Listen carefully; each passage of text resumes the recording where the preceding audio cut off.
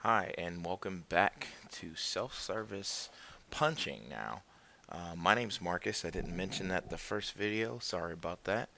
But in this video, you will see how to log in, perform a quick punch or detailed punch, as well as request time off.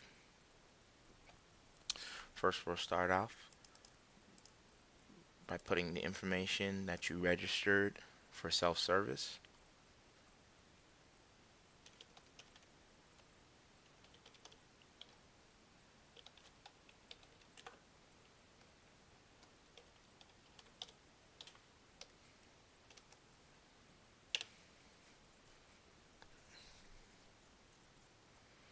Alright, and once you log in, you are brought to this home screen.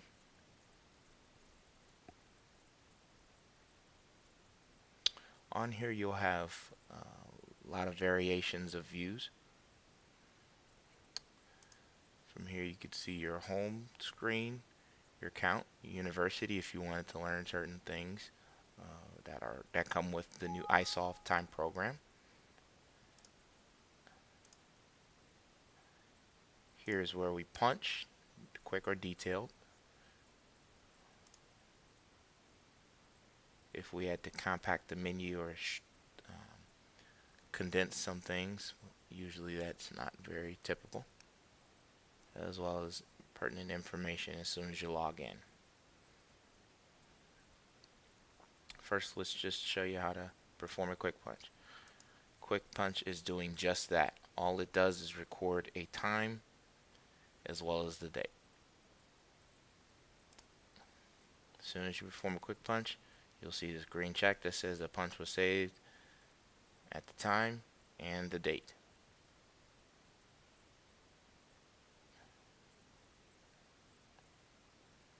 We also have a detail punch. This is not very typical, but if you had to explain what you were doing, let's say you are going on a meal or break,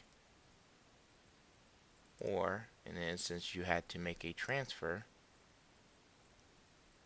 Let's say you go from a teller to a supervisor or a teller manager.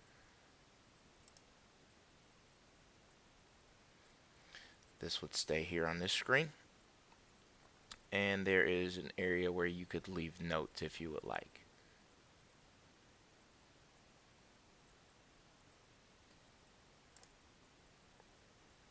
Any entries made on the time card you can view in a window that's called Employee Self-Service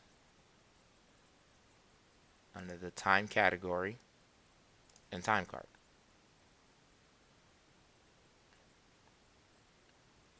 And what you'll notice is that there is a window of time that has been entered. So if you have a full shift that has been filled, it will look just like this. He had an early shift clearly. And this is the punch that we just made at 2:14 this afternoon, 2 minutes ago. And it looks like one little block. However, once you work a certain amount of hours, it looks like a larger block. You'll also see on this screen everything is broke down by the hour. You can break it down more if you would like, down to the half hour,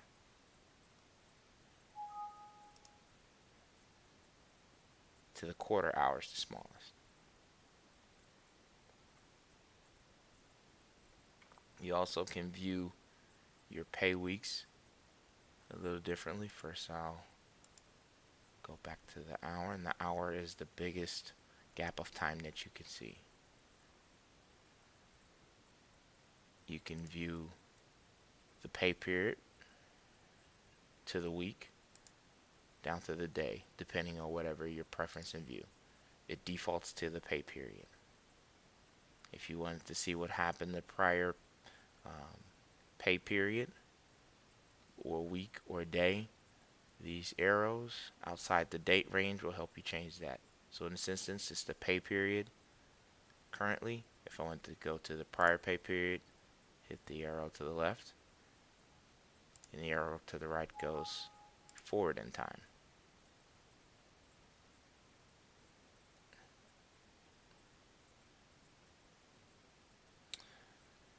So that in a nutshell is how to view your time card entries on your time card.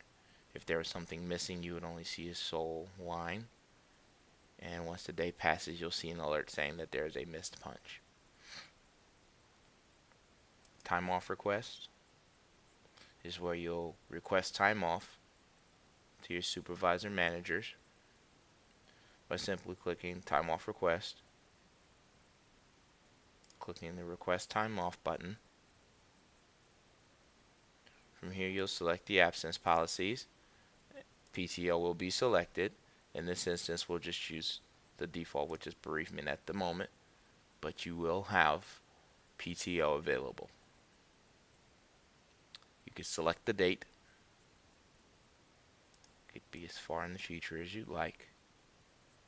Let's do my wedding day, August 14th. Actually, the anniversary, I stand corrected. And in this instance, you could request hours per day, up to 24 hours in one day. Or if you'd like to add more days, you could select more days of the week. If you'd like, you could leave comments. Wedding day. And trust me, this would not be bereavement. I want to stress that getting married is not your bereavement day. Trust me, it's more lively than that. And you click save.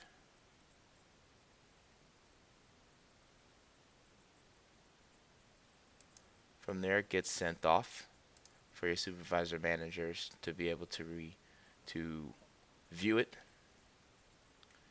and make a decision on it.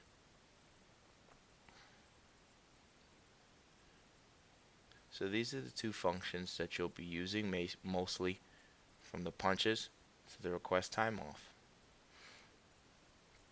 I hope that these have been very useful for you. Also, another great tool that will be included with this video and email will be the self-service punching guide. This guide is great for helping you understand what to navigate, what to see, what needs to be done from the employee level. It breaks down the quick punches, the detail punches. It tells you what is in each window.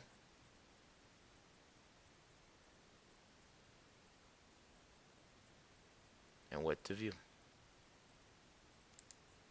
Before I end this video, I do want to make sure that I also add that at the end of the pay period, you will get an email at the top of the next week saying you need to verify that your hours are correct. You can simply do that for the prior week by making sure you're in the previous pay period. Click the verification, and all you have to do is click that you verify that your time is correct. You'll see that the hours in your pay period have been collected. If there is anything missing, see your supervisor manager or admin, and they will make sure that this gets corrected. And once that is done, you click that you verify the time. And it shows what employee verified it, what time and date. So once again, I thank all of you for your time, and feel free to give your supervisor managers a call or email if you have any questions. Otherwise, enjoy the rest of your day, and go Cavs.